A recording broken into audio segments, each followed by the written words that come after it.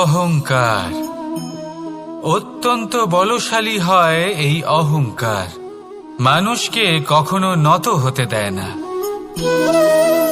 অদ্ভুত ব্যাপার, এই অহংকার যা মানুষকে কখনো নত হতে দেয় না, সেটাই তার পতনের কারণও হয়ে দাঁড়ায়। যেখানে মানুষ এটা ভাবতে শুরু করে যে শুধুমাত্র সেই যোগ্য, সেখান থেকেই তার পতনের আরম্ভ, ঠিক কিনা? দেখুন, যদি কোনো মানুষ এটা ভাবে যে আমি এই সব কিছু করতে পারি, তাহলে তা হলো বিশ্বাস। কিন্তু যদি সে এটা ভাবতে থাকে যে শুধুমাত্র আমি এই কাজ করতে পারি, তাহলে তা হলো সেই ব্যক্তির অহংকার।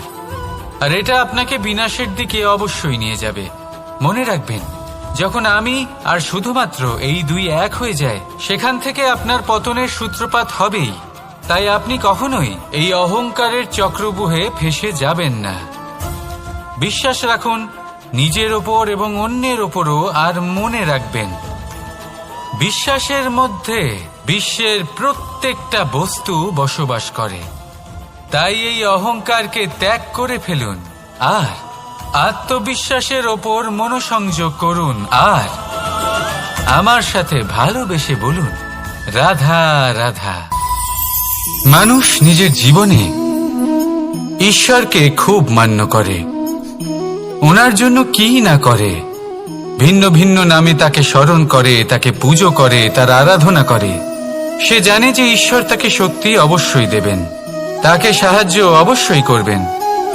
কিন্তু যখন প্রশ্ন আসে গুরু এবং ঈশ্বরের, তখন গুরুর মান কখনো কম হওয়া উচিত নয়। কারণ সত্যি বলতে কি, গুরুই হলেন সেই সিঁড়ি যা বেয়ে আপনি ঈশ্বরের কাছে পৌঁছানোর পথ খুঁজে পাবেন। সেই পথ আপনি গুরুর থেকেই পাবেন। গুরু না থাকলে আপনি কখনো ঈশ্বর লাভ করতেই পারবেন না। আর জীবনে অনেক সময় লক্ষ্যের থেকেও অনেক বেশি গুরুত্বপূর্ণ হলো পথ। তাই এই পথের সম্মান করতে শিখুন, অর্থাৎ গুরুকে সম্মান করতে শিখুন। কারণ গুরুই হলেন পরমেশ্বর। তাহলে আসুন আর আমার সাথে ভালোবেসে বলুন, রাধা রাধা। আপনার জীবনে আপনার প্রকৃত বন্ধু আসলে কে? আপনার সব থেকে শ্রেষ্ঠ মিত্র আসলে কে? তিনি যিনি সময় এলে পরে আপনাকে সাহায্য করেন, নাকি তিনি যিনি সময় এলে পরে আপনাকে অর্থ দেন? দেখুন, আমরা হলাম মানুষ, আমাদের জীবনে লেনদেন চলতেই থাকে। এটা আমাদের জীবনের অভিন্ন অংশ। কিন্তু অনেক সময় এমন হয় যে আমরা তাকেই নিজের প্রকৃত বন্ধু বলে মনে করি, যিনি আমাদের একটা বহুমূল্য উপহার দেন, ঠিক কিনা? এবার আপনার জীবনে সেই বহুমূল্য উপহার কোনটা, ওই অমূল্য মিত্র আসলে কে, সেই সিদ্ধান্ত হলো আপনার। কিন্তু যদি আপনি আমাকে জিজ্ঞেস করেন, তাহলে আমার মতে স্বর্ণ, হিরে, মুক্ত, ধন এগুলো বহুমূল্য নয়। বহুমূল্য হলো সঙ্গ, যখন আপনি একা হয়ে যাবেন; সময়, যখন আপনার তাকে প্রয়োজন হবে; সমর্পণ, যখন আপনার বিশ্বাসের প্রয়োজন পড়বে। যে মানুষ আপনার প্রতি এই 3 গুণ প্রদর্শন করেন, যিনি আপনার কঠিন সময়ে আপনাকে অবশ্যই সঙ্গ দেবেন, যখন আপনার প্রয়োজন পড়বে আপনাকে অবশ্যই সময় দেবেন, আপনার প্রতি সম্পূর্ণ সমর্পিত থাকবেন, সেই হলো আপনার আসল মিত্র, সেই হলো আপনার প্রকৃত বন্ধু। কারণ সত্যি বললে, বন্ধুত্বের অর্থই হলো নিজেকে সম্পূর্ণরূপে কারোর কাছে সমর্পণ করে দেওয়া। তাই আপনার সেই বন্ধুর জন্য নিজের প্রাণ উজাড় করে দিন আর ভালোবেসে বলুন, রাধা রাধা। মানুষ জীবনে 3টে কাজ অবশ্যই করে থাকে। কিছু দান করে, কিছু গ্রহণ করে, আর কিছু ত্যাগ করে দেয়। এটাও ভাবতে থাকে যে এটা করলে কিভাবে করবে। দেবার জন্য পর্যাপ্ত ধন নেই, নেবার জন্য সংসারে অত স্নেহ নেই, আর ত্যাগ করার জন্য জীবনে এত সুখই নেই, তাহলে কিভাবে করবে? আসলে আমরা বস্তুগত চাহিদা অর্জনে এত ব্যস্ত হয়ে পড়ি যে আমরা বুঝতেই পারি না যে কি নেবার আছে, কি দেবার আছে, আর কি ত্যাগ করার আছে। তাহলে আজ আমি আপনাকে বলেই দিই, মনে রাখবেন এই তিনটে গুরুত্বপূর্ণ গুণ, তিনটে গুরুত্বপূর্ণ কথা। দেবার জন্য আছে দান, নেবার মতো আছে জ্ঞান, আর ত্যাগ করার মতো আছে অহংকার। যখন আপনি দান করতে শিখে যাবেন, জ্ঞান অর্জন করার শক্তি আপনা থেকেই আপনার মধ্যে চলে আসবে। আর যখন এই জ্ঞান আপনার মধ্যে প্রবেশ করবে, অহংকার আপনা থেকেই আপনার থেকে দূরে চলে যাবে। যে ব্যক্তি এই তিনের মধ্যে ভারসাম্য বজায় রাখতে পারে, তার বর্তমান, ভূত, ভবিষ্যৎ, লোক, পরলোক সবকিছু শুধরে যায়। যেই দিন আপনি দান করতে শিখে যাবেন, জ্ঞান আহরণ করতে শিখে যাবেন, অভিমান ত্যাগ করতে শিখে যাবেন, আপনার সর্বশক্তিশালী, সর্বশক্তিমান পরমেশ্বরেরও প্রয়োজন পড়বে না। কারণ তখন ঈশ্বর আপনার মধ্যেই বাস করবেন। তাহলে আসুন আর আমার সাথে ভালোবেসে বলুন, রাধা রাধা। জীবনে অনেক সময় সমস্যা আমাদের চারদিক থেকে ঘিরে ফেলে। এই সমস্যা নানান ধরনের হতে পারে। আর্থিক সমস্যা হতে পারে, পারিবারিক সমস্যা হতে পারে, কোনো সম্পর্ক নিয়ে সমস্যা হতে পারে, কখনো কোনো দৈনিক সমস্যা হতে পারে, কখনো কোনো দ্বন্দ্ব হতে পারে, অনেক সমস্যা হতে পারে। কিন্তু যখনই কোনো সমস্যা আসে, আমাদের মনে তার জন্য একটা উত্তর অবশ্যই থেকে থাকে, যা আমাদের অন্তরে রয়েছে। একে আমরা বলি আত্মা। আত্মা হলো পরমাত্মারই রূপ, আর পরমাত্মা তা কখনোই কিছু অনুচিত চাইবে না, তাই তো? এই আত্মা খুব ভালো করে জানে যে কোনটা উচিত আর কোনটা অনুচিত। যদি আসল বিষয়ের কথা বলি, তাহলে আপনাকে নিজের মনকে বুঝতে হবে। কারণ আত্মা তো পরমাত্মা থেকেই আসে, কিন্তু এই মন মানুষ জন্ম থেকেই প্রাপ্ত করে, যার বিকাশ হয় এই সংসারকে দেখে। যেদিন আপনার এই মন আর আপনার এই আত্মা, এই দুই এক হয়ে যাবে, আত্মসাৎ হয়ে যাবে, সেদিন আপনার জীবনে না কোনো সমস্যা থাকবে, না কোনো ঝঞ্ঝাট থাকবে, না কোনো সংকট থাকবে।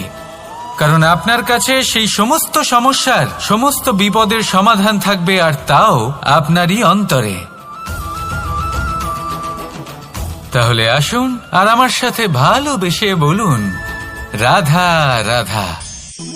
ভক্তি আর শক্তি, এই দুইয়ের মধ্যে সম্পর্ক অত্যন্ত সরল। মানুষ ভক্তি করেন যাতে তিনি শক্তি লাভ করতে পারেন, আর শক্তি লাভ করার পরে ভক্তি ভাব ভুলে যান, আর শক্তির প্রতি আসক্তিতে মত্ত হয়ে যান, আর সেখান থেকেই তার বিনাশ শুরু হয়। কেন? কারণ ভক্তির দ্বারা প্রাপ্ত শক্তি অন্য কারোর হিতের জন্য ব্যবহার করতে হয়, অন্য কারোর মঙ্গল করার জন্য ব্যবহার করতে হয়, কারোর বিনাশের জন্য নয়। এবার যদি আমি আপনাদের একটা উদাহরণ দিয়ে বোঝাই, তাহলে কোদাল দিয়ে আমরা মাটি কোপাতে পারি, একটা গর্ত খুঁড়তে পারি, যাতে একটা নতুন বৃক্ষ জন্ম নিতে পারে, একটা বৃক্ষ যা অন্য জীবকে ফল প্রদান করবে, যাত্রীদের ছায়া প্রদান করবে। কিন্তু এই কোদালের ব্যবহার যদি আমরা অন্য কারোর ক্ষতি করার জন্য করি, তাহলে ক্ষতি শুধুমাত্র আমাদেরই হবে। তাই জীবনে যদি আপনি কোনো শক্তি লাভ করেন, হয়তো ভক্তির দ্বারা বা অন্য যেখান থেকেই হোক, তার সদ্ব্যবহার করতে শিখুন, নয়তো এই প্রাপ্ত শক্তি আপনার পতনের কারণ হয়ে দাঁড়াবে। তাহলে আসুন আমার সাথে ভালোবেসে বলুন, রাধা রাধা।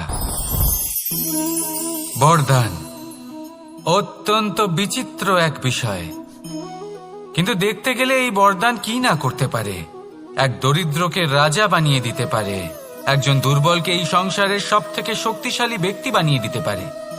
কিন্তু আমরা ভুলে যাই এক অত্যন্ত গুরুত্বপূর্ণ কথা। বরদান এই শব্দের শেষে দান লুকিয়ে রয়েছে।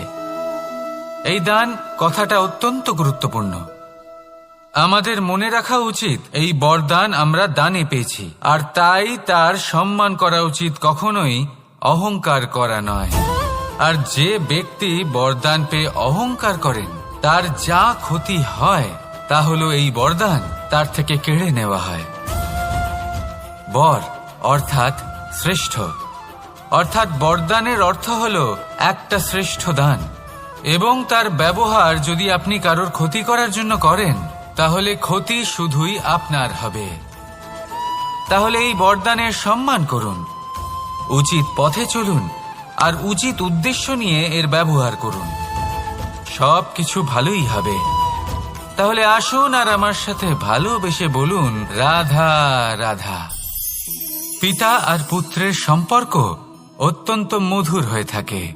পিতা স্বপ্ন দেখেন, তাকে পূর্ণ করার সকল সম্ভাব্য চেষ্টা করেন, কিন্তু তাও অনেক সময় ওনার স্বপ্ন অপূর্ণ থেকে যায়। তখন পিতা ভাবেন যে স্বপ্ন উনি পূর্ণ করতে পারেননি ওনার সন্তান তা অবশ্যই পূরণ করবে। যে স্থানে উনি কখনো পৌঁছতে পারেননি সেই স্থানে ওনার পুত্র অবশ্যই পৌঁছবে।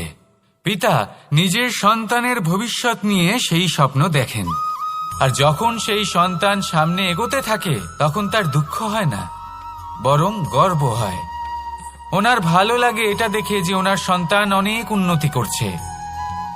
কিন্তু যখন সন্তান নিজের অভিভাবকের শক্তি দেখে, তার যশ দেখে হিংসা করতে থাকে, সমস্যা সেইখানেই শুরু হয়।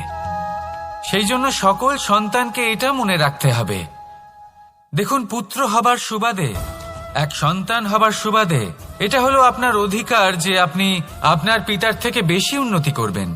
আপনার পিতাও এটাই চান, কিন্তু সুস্থভাবে এটা করুন। একটা রেখা টেনে নিন যাতে আপনি তাতে এগোতে পারেন আর আপনার পিতার তাতে গর্ববোধ হয়, আর সেই বিষয়ে দুঃখ না হয় যে আমার সন্তান আমাকেই ছোট করার চেষ্টা করছে। ইতিহাস সাক্ষী রয়েছে, যে মানুষ অন্য কাউকে ছোট করার চেষ্টা করেছেন সেই মানুষই ছোট হয়ে গেছেন। আর আমার মনে হয় না আপনি এটা চান, কারণ কোনো একদিন আপনিও কারোর পিতা হবেন। আসুন আমার সাথে ভালোবেসে বলুন রাধা রাধা। সাথী, সাথী এই শব্দটির ব্যাখ্যা কে কিভাবে করে? মিত্র, সখা, বন্ধু, কিন্তু অর্থ একটাই, তিনি যিনি আপনার সঙ্গী হন আর তিনি যার সাথী আপনি হন।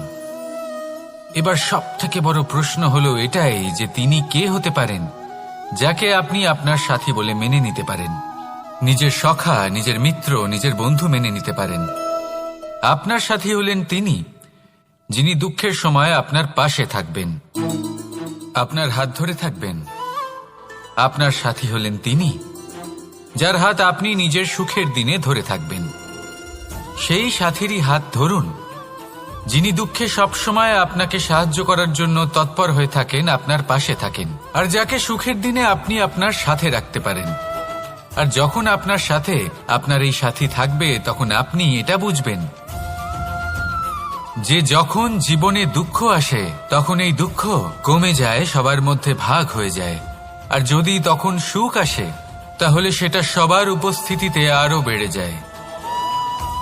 এটাই হলো প্রেম, এটাই হলো ভালোবাসা, এটাই হলো সঙ্গ, যেমন সম্পর্ক আমার আর রাধার মাঝে। তাহলে আসুন আর আমার সাথে ভালোবেসে বলুন রাধা রাধা। আমাদের মনে যখন কোনো প্রশ্ন ওঠে, কোনো দ্বন্দ্ব জাগে, তখন আমরা যাই আমাদের গুরুর কাছে, আমাদের আরাধ্যের কাছে গিয়ে জিজ্ঞেস করি। এইভাবেই একদিন আমি পৌঁছলাম আমার আরাধ্যের কাছে, আমার মহাদেবের কাছে, আর ওনাকে প্রশ্ন করলাম যে মহাদেব, জীবনে আনন্দ পাওয়ার, উৎসব পালনের, প্রেম ভাগ করে নেবার, জীবনকে উপভোগ করে নেওয়ার সর্বশ্রেষ্ঠ সময় কোনটা? মহাদেব হাসলেন আর উনি বললেন, জীবনে উৎসব পালনের সব থেকে শ্রেষ্ঠ দিন হল মৃত্যুর ঠিক আগের দিনটা। প্রেম ভাগ করে নেওয়ার সব থেকে শ্রেষ্ঠ মুহূর্ত হল মৃত্যুর ঠিক আগের মুহূর্ত। জীবনকে উপভোগ করে নেওয়ার সর্বশ্রেষ্ঠ প্রহর হল মৃত্যুর এক প্রহর পূর্বে। তখন আমি চমকে গেলাম। আমি বললাম, কিন্তু মহাদেব, মৃত্যু তো অনিশ্চিত, আমরা জানিও না কবে আমাদের মৃত্যু হবে। মহাদেব আবার হাসলেন। উনি বললেন যে যদি আমরা এভাবে জীবন কাটাই যে আমরা জীবনের প্রত্যেক দিন, প্রত্যেক মুহূর্ত, প্রত্যেক প্রহর শেষ বলে মনে করি, তাহলে আমাদের সমস্ত জীবন আনন্দের সাথেই অতিবাহিত হবে। কি বলেন? তাহলে আপনিও এই কথা মনে রাখুন আর আমার সাথে ভালোবেসে বলুন, রাধা রাধা। জীবনে অগ্রসর হওয়ার জন্য আমাদের কাকে প্রয়োজন হয়?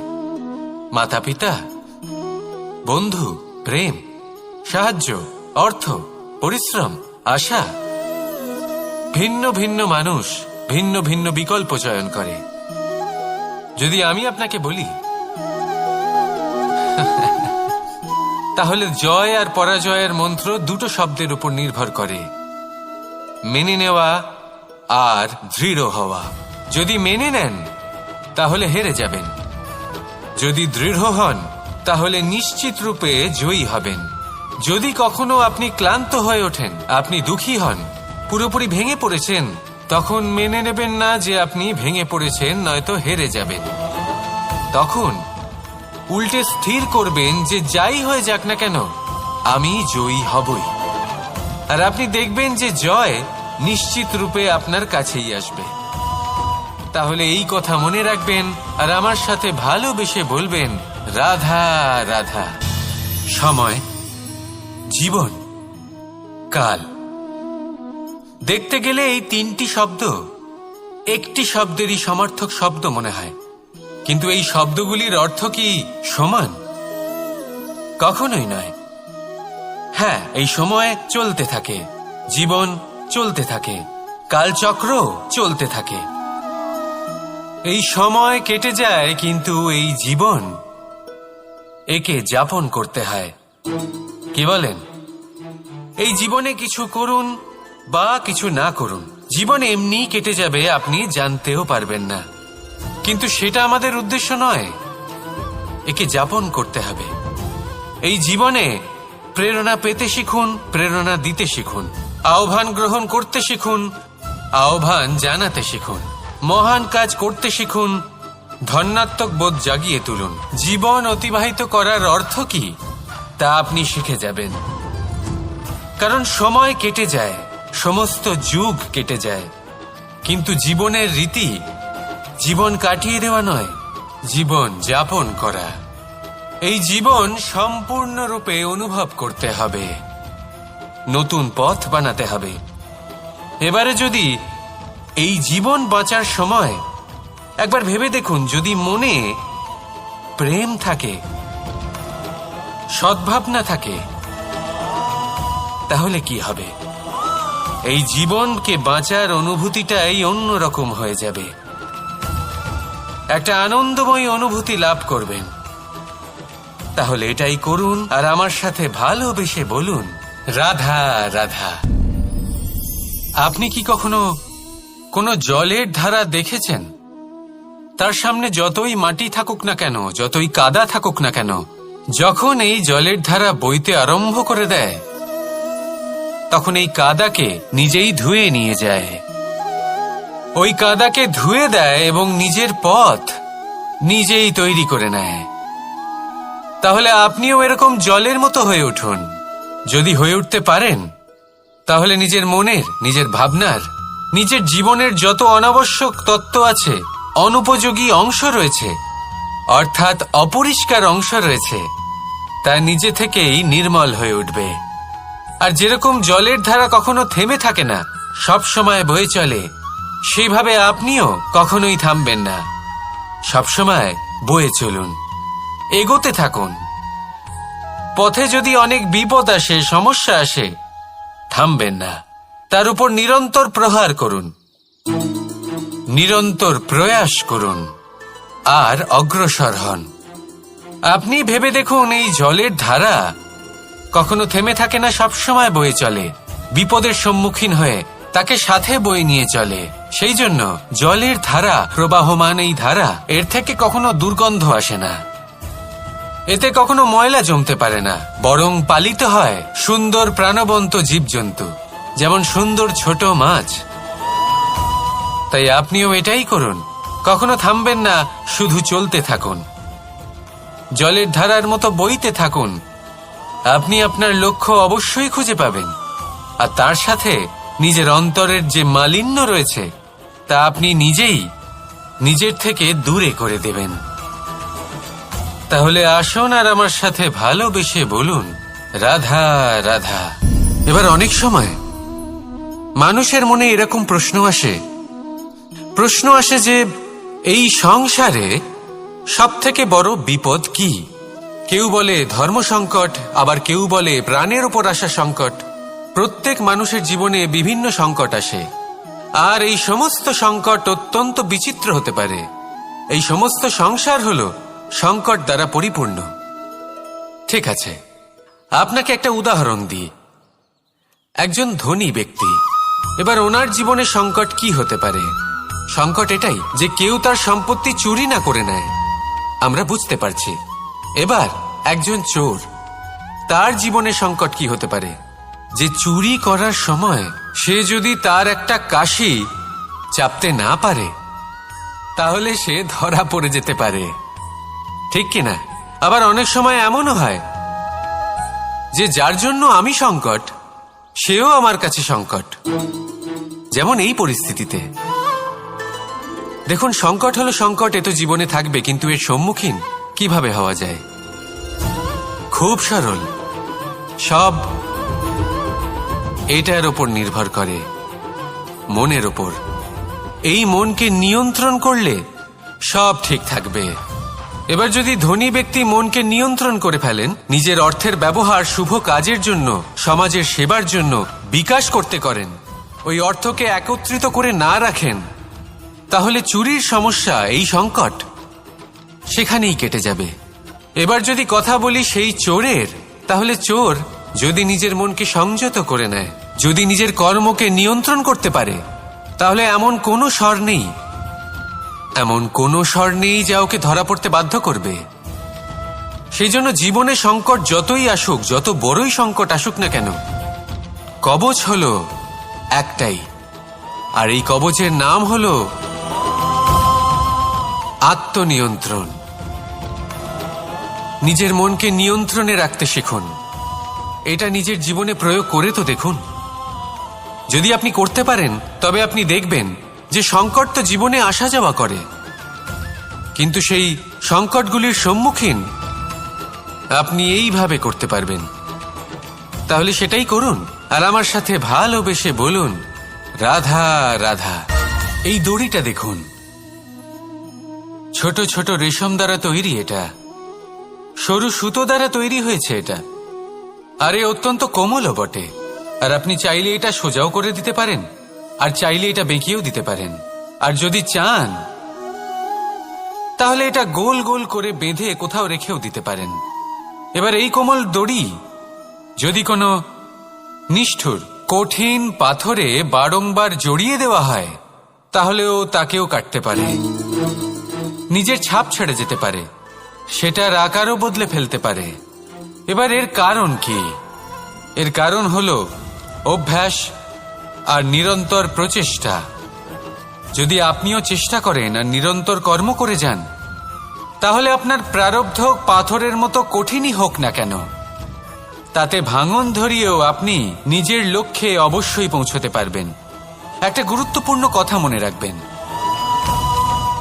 সুকর্মের অভ্যাস আর নিরন্তর প্রয়াস, এই হলো সাফল্যের মন্ত্র। তাহলে জীবনে এই মন্ত্র আনুন, আর আমার সাথে ভালোবেসে বলুন, রাধা রাধা। বসন্ত ঋতু, এই সময় মন আনন্দে ভরে থাকে। এমন মনে হয় যেন আমরা আকাশে বিচরণ করতে চলে যাই, কিন্তু সেটা তো সম্ভব নয়। সেই জন্য হয়তো আমরা ঘুড়ি ওড়াই, এই ঘুড়িকে নিজেদের প্রতিরূপ মনে করে। এবার অনেক মানুষ আছেন যারা ঘুড়ি ওড়ান, কিন্তু এই কর্মের সারমর্ম কি সেটা কজন বুঝতে পারেন? আপনি এটা মনে করুন যে আপনি হলেন সেই ঘুড়ি, আর এই সুতো যিনি ধরে রয়েছেন তিনি হলেন পরমাত্মা। আর এই সুতো যেখান থেকে শুরু হয়, সেই লাটাই হলো আমাদের কর্মচক্র। এবার আপনি নিজেই অনুমান করুন যে এই উড়ান কার ওপর নির্ভরশীল, পরমাত্মার ওপর আর আপনার কর্মের ওপর। যদি পরমাত্মা আপনার হাত ধরে থাকেন, আপনার সাথে থাকেন, যদি আপনি শুভ কর্ম করতে থাকেন, আপনি এই আকাশে উড়তে থাকবেন। কিন্তু কোথাও যদি পরমাত্মার সাথে এই বন্ধন ছিন্ন হয়, আপনার কর্মচক্র খারাপ হয়ে যায় বা থেমে যায়, তাহলে আপনার এই ঘুড়ি কেটে যাবে আর দূরে কোনো গাছের ডালে গিয়ে আটকে যাবে। তাই শুধুমাত্র ঘুড়ি ওড়াবেন না, তার থেকে শিখুন, পরমাত্মার সাহচর্যে থাকুন, সবসময় শুভ কর্ম করতে থাকুন আর সবসময় এই আকাশে উড়তে থাকুন। আসুন আর আমার সাথে ভালোবেসে বলুন রাধা।